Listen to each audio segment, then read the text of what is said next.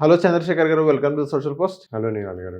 Sir, ఇప్పుడు market అనేది ఎక్కువ వాలటాలిటీ ఇప్పుడు ఎక్కువ ఉంది వాలటాలిటీ. సో, మార్కెట్ పడిపోతుంది. సో, మార్కెట్ మళ్ళీ బౌన్స్ అవుతుంది. 20,000 చూసాం. మళ్ళీ ఇప్పుడు 24,000 కూడా చూస్తున్నాం. సో, ఇంత వాలటాలిటీ మార్కెట్‌లో ఇప్పుడు స్మాల్ అండ్ మిడ్ క్యాప్స్ కూడా ఎక్కువ వాలటాలిటీ ఉంది.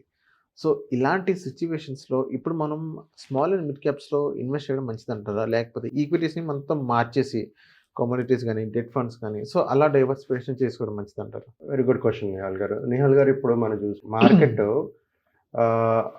Few months back okay. చూసుకుంటే మార్కెట్ బాగా పెరిగిపోయింది. హై వాల్యుయేషన్ ఉందని మాట్లాడుకున్నాం. ఓకే. అవును. సో రీసెంట్‌గా మళ్ళీ గ్లోబల్ అన్సర్టనిటీస్ వల్ల పడిపోయింది. సో ఇప్పుడు రీజనబుల్ వాల్యుయేషన్స్ ఉంది, మనం కొనుక్కోవచ్చు అనుకుంటున్నాం.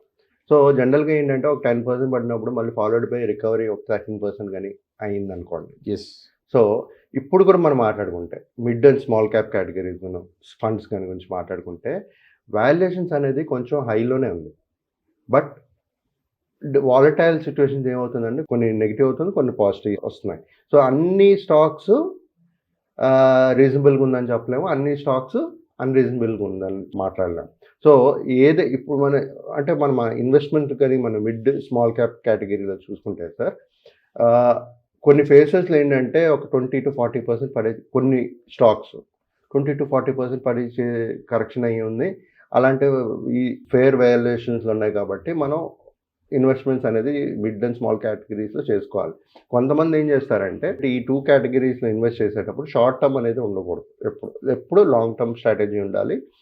At least 5 to 10 years of strategy. So చేస్తున్నప్పుడు ఈ మిడ్ స్మాల్ క్యాప్ కేటగిరీస్లో ఇన్వెస్ట్ చేస్తూ వెళ్ళొచ్చు మ్యూచువల్ ఫండ్స్లో.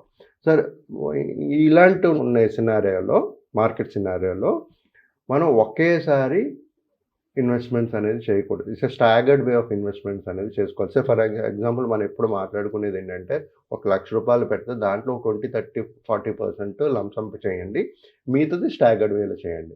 లేదు అది లంసమ్ లేదు, ఓన్లీ ఎస్ఐపి అనుకుంటే అసలు ఎలాంటి సిచ్యువేషన్స్ ఉన్నా సరే ఓకే, మీరు మార్కెట్ వాలటైల్గా ఉండండి, లేకపోతే మార్కెట్ వాలటైల్ లేకపోండి, ఎస్ఐపి మూలంగా కానీ ఇన్వెస్ట్ చేయాలనుకుంటే every time is the right time to invest. ఎందుకంటే ఇవాళ మార్కెట్ వాలటైల్గా ఉండొచ్చు, రేపు మళ్ళీ ఇమ్మీడియట్గా రికవర్ అవ్వచ్చు. సో ఆ రికవరీ ఫేజ్ని మనం క్యాచ్ చేయలేం. లంసమ్గా ఇన్వెస్ట్ చేయాలనుకునేటప్పుడు టైమింగ్ ద మార్కెట్ అంటారు చూసారా, ఆ టైమింగ్ అనేది అస్తమానం చేయలేం. మేబీ ఒకసారి చేయొచ్చు, 2 సార్లు చేయొచ్చు, బట్ అస్తమానం చేయలేం. సో అంటే మార్కెట్ ఎప్పుడైనా పడిపోతే ఆ టైమింగ్ బట్టి మనం ఒకేసారి లంసమ్‌గా మనం అక్యుములేట్ చేయొచ్చు కదా సార్. అదే అంటున్నాను, ఎక్కువ యూనిట్స్ వస్తాయి నేను మనకి. అదే అంటున్నాను. మన ఆ టైమింగ్ అనేది అస్తమానం చేయలేం. ఒకసారి చేయొచ్చు, 2 సార్లు చేయొచ్చు, కానీ మీకు ఛాన్స్ ఇవ్వదు కొన్నిసార్లు. అంత త్వరగా పడిపోతుంది. ఇప్పుడు మీరు ఫర్ ఎగ్జాంపుల్ ఇవాళ సిచ్యువేషన్ తీసుకుందాం. మార్కెట్ పడింది, రైట్? ఎప్పుడు పెరుగుతుందో తెలియదు.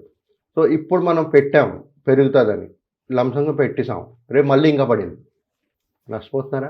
సో అదే విధంగా పడకుండా పెరిగిపోయింది సడన్గా, ఆ ర్యాలీ మీరు మిస్ అవుతున్నారా? సో నేను చెప్పేది ఏంటంటే ఆ టైమింగ్ అనేది మనం చేయలేము.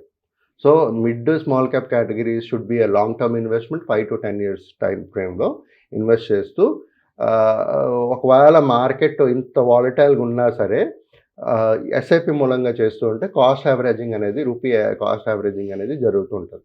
సో ఎప్పుడైనా మార్కెట్ రికవరీ అయ్యేటప్పుడు మంచి రిటర్న్స్ అనేది లాంగ్ టర్మ్లో జనరేట్ చేస్తుంది. ఓకే. మిడ్ స్మాల్ క్యాప్లో ఇన్వెస్ట్ చేసేటప్పుడు పేషెన్స్ ఈజ్ వెరీ ఇంపార్టెంట్. ఎందుకంటే ఫ్లక్చువేషన్స్ చాలా ఉంటుంది, నెగిటివ్ రిటర్న్స్ అలాగే కనబడుతుంది, మళ్ళీ రిటర్న్స్ పాజిటివ్ రిటర్న్స్ కూడా అలాగే వస్తాయి, రిటర్న్స్ కూడా అలాగే జనరేట్ అవుతాయి. సో ఇవన్నీ ఏంటంటే ఒక టెంపరీ ఫేజ్లో జరుగుతూ ఉంటాయి.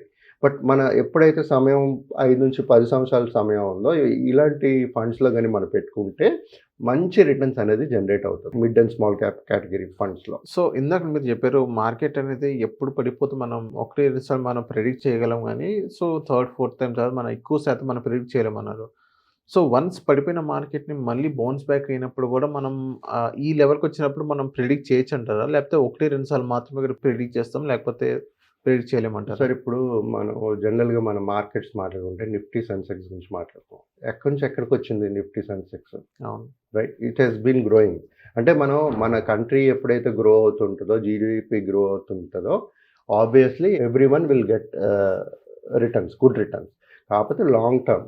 సో ఏ పరిస్థితుల్లో అయినా సరే స్టాగర్డ్ వే ఆఫ్ ఇన్వెస్ట్మెంట్స్లో వెళ్ళాలి. మార్కెట్ వాలటైల్ సిట్యుయేషన్స్ ఉండేటప్పుడు. సో, ఇలా చేసుకుంటూ వెళ్తే మనకు వెల్త్ అనేది క్రియేట్ అవుతది. Okay. Okay. So, thank you sir. ఆ సోషల్ పోస్ట్ వచ్చినందుకు. థాంక్ యూ నిహాల్ గారు.